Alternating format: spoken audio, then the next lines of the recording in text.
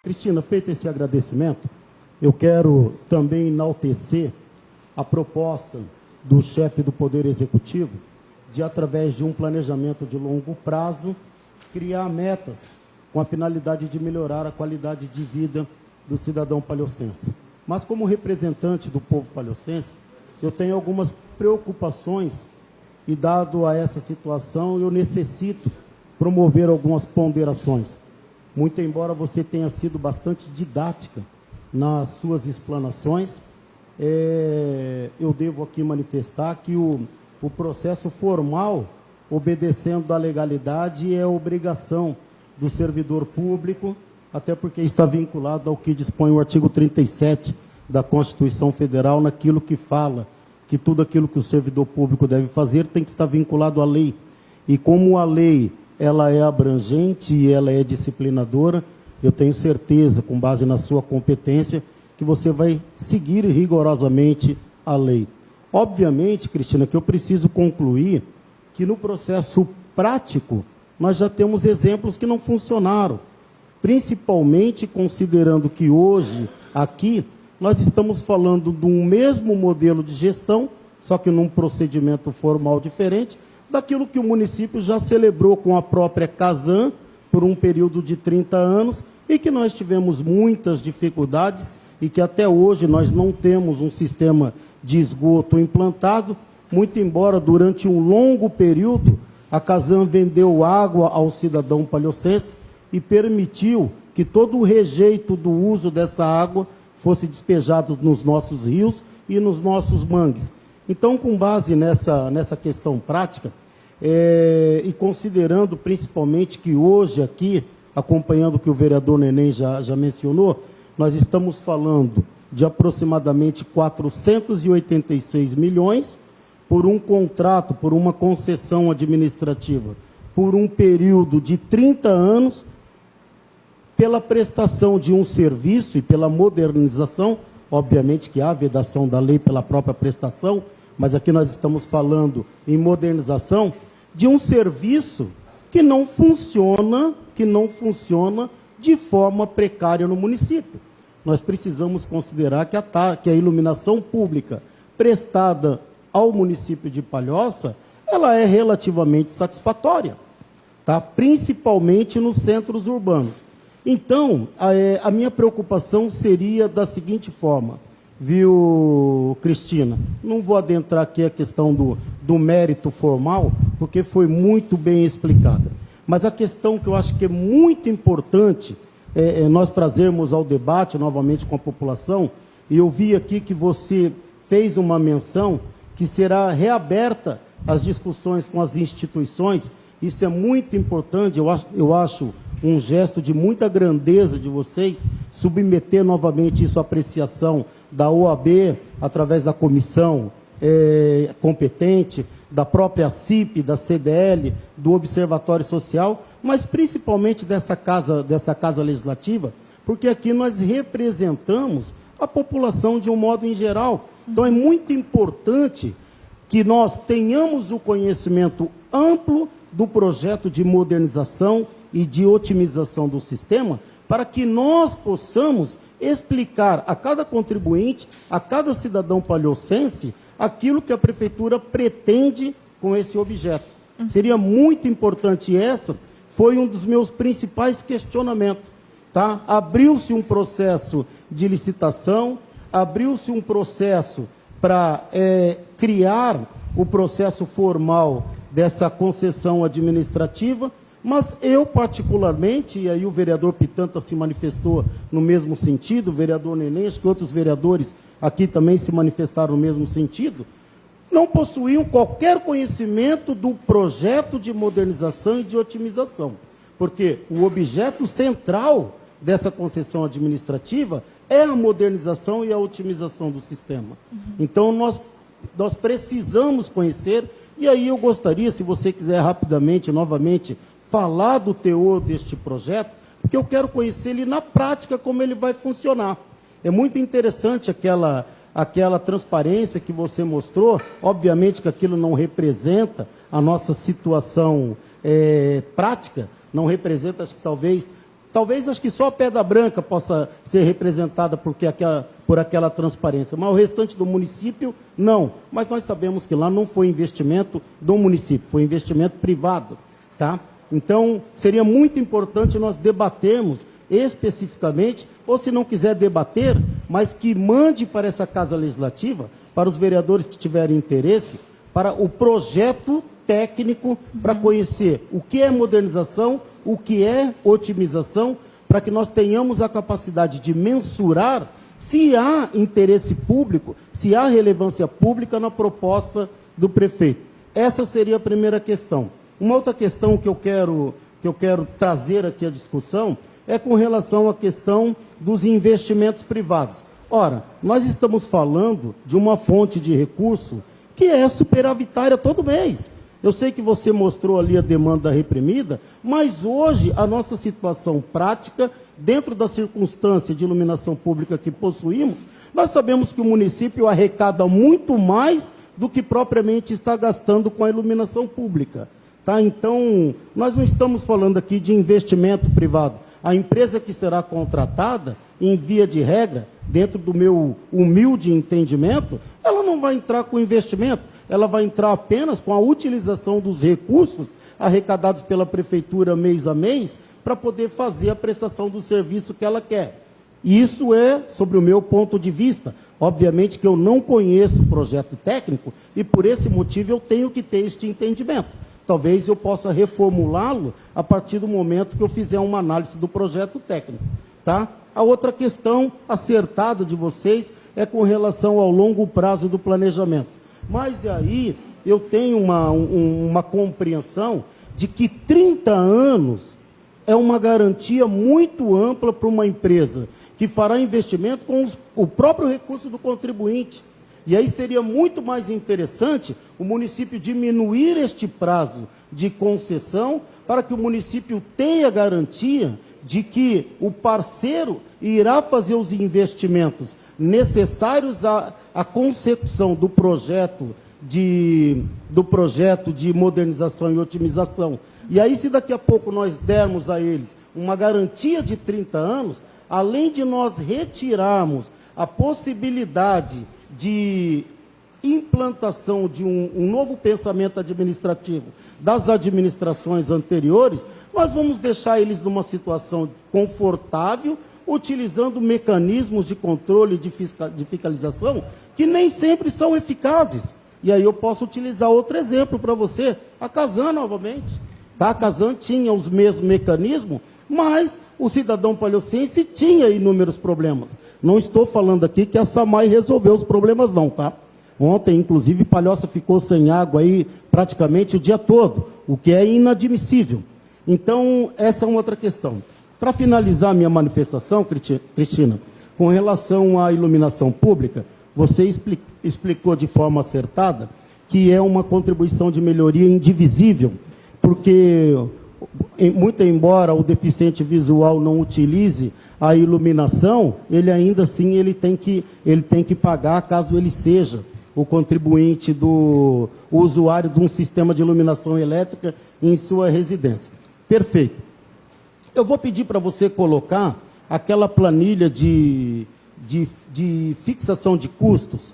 Eu gostaria de deixar uma sugestão,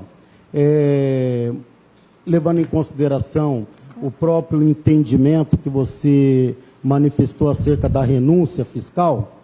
Não é essa aí, é aquela que menciona o valor. Pode passar, vamos ver.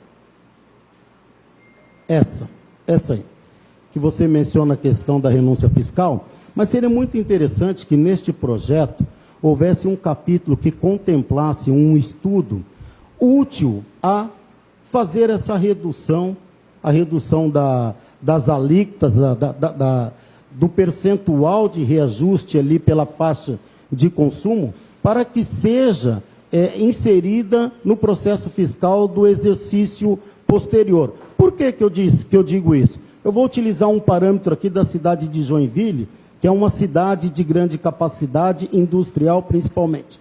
Se nós utilizarmos ali o grupo de consumidores do grupo residencial, na cidade de Joinville, para a mesma faixa, mais de 1.500 kW mês, o valor da contribuição é de R$ 92,00 por mês. Tá? Se for para o grupo industrial, acima de 1.300 kW, ali enquanto é 85,80% o valor de 203, Joinville não passa de R$ 110,00 por mês. Ora, aqui nós precisamos fazer uma análise o seguinte: a iluminação pública é indivisível, perfeito.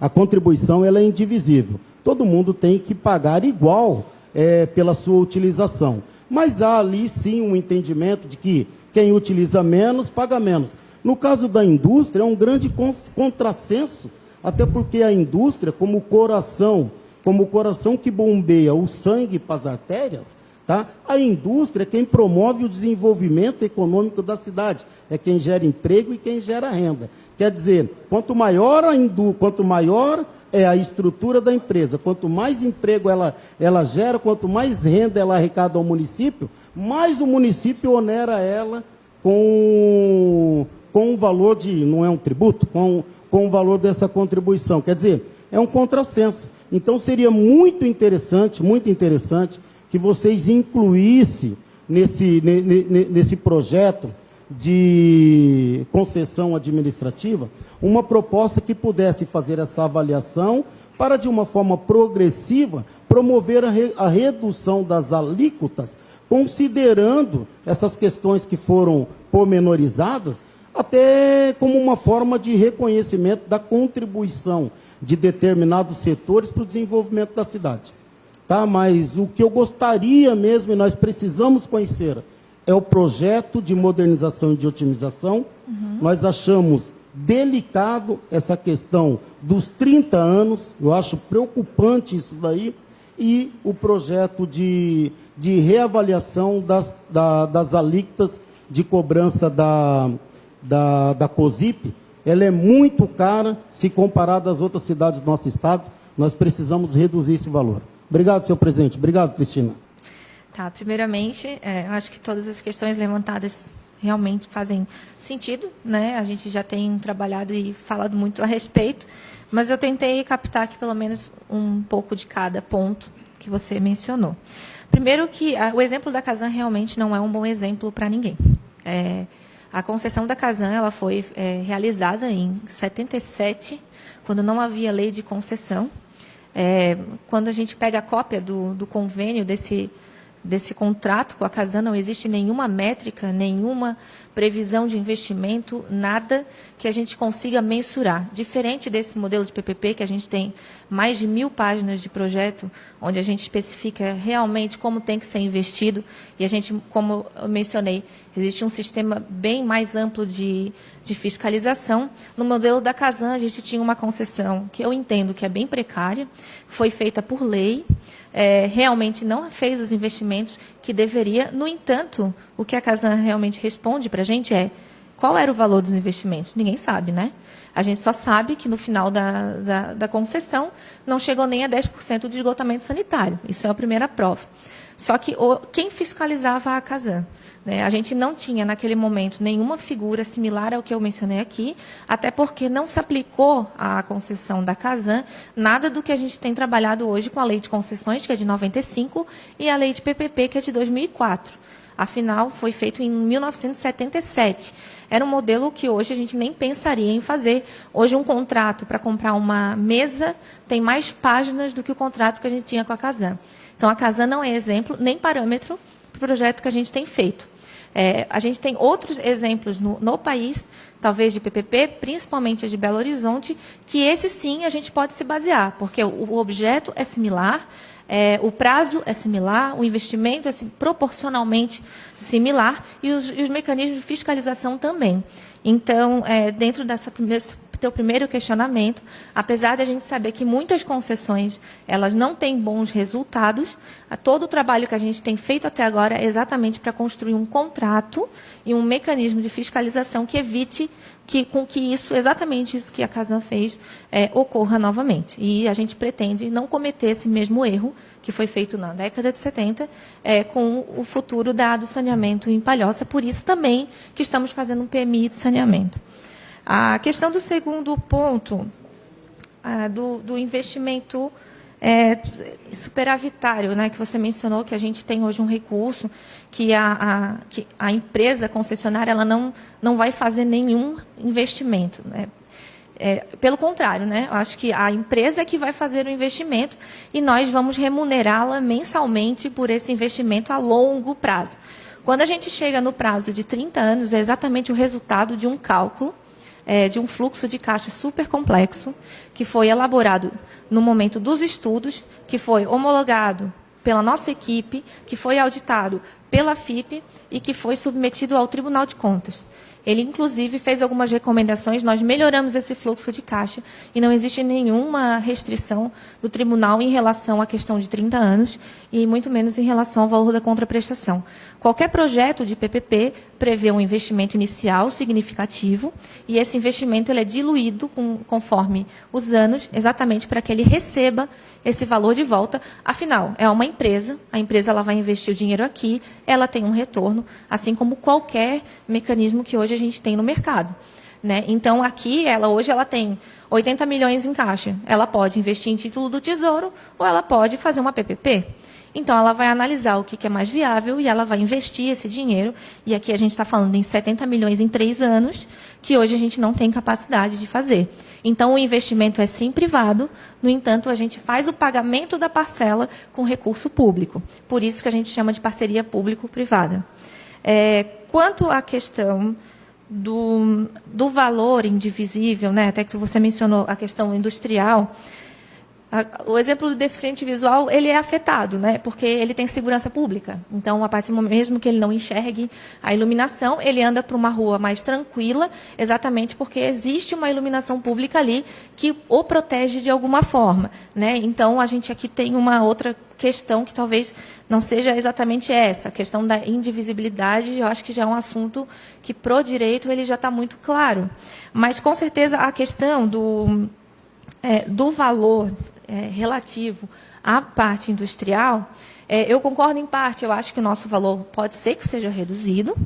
No entanto, quando a gente fala, a empresa ela gera muito recurso, gera emprego, e por isso que ela tem que pagar menos COSIP. Se a gente for fazer uma analogia, então ela tem que pagar menos ISS e menos ICMS.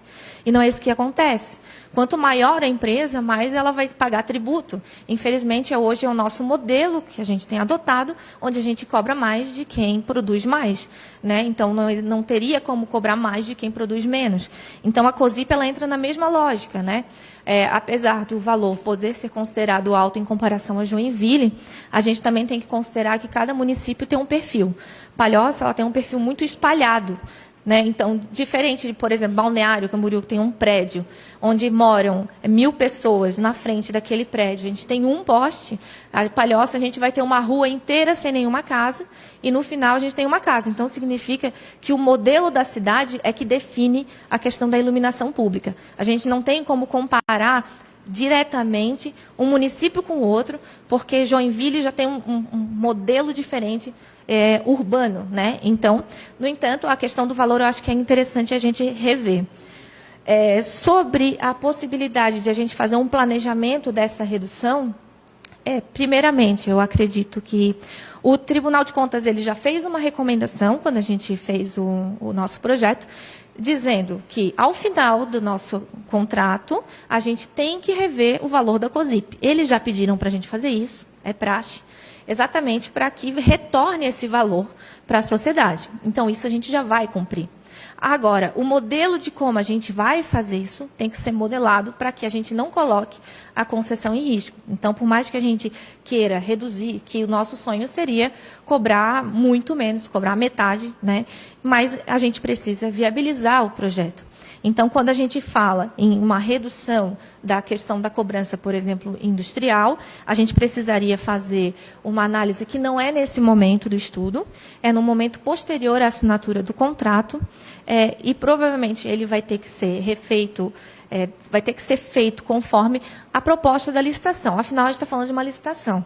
Então, a gente tem um valor lá de 1.342.000 de contraprestação. A empresa vai participar de uma concorrência. Esse valor pode ser reduzido 30% a 40%. Então, depende da quantidade de lances que forem dados, né? A gente está falando de uma concorrência pública, esse valor pode ser muito reduzido. Então, fazer uma projeção agora traria um número muito errado. E a gente poderia cometer um erro muito grave. No entanto, o prefeito, né, que é o representante do Poder Executivo, e é a única pessoa que pode, no caso, solicitar essa redução da COSIP, já que é um poder exclusivo do Poder Executivo, ele tem ciência disso, afinal, ele acompanhou todo o processo, e o sonho dele, como político, com certeza, é reduzir tudo isso. Né? Eu acho que, além do impacto social do projeto, chegar para o cidadão e dizer estou reduzindo sua conta de luz, com certeza é a melhor coisa que um gestor pode fazer. Só que tem que ter segurança, né? Eu acho que tem que ter, principalmente, responsabilidade. Porque quando a gente fala em reduzir, sem fazer o devido cálculo, sem saber o resultado de uma licitação, a gente pode cometer um sério erro e a gente pode inviabilizar todo o estudo que a gente está fazendo desde 2015.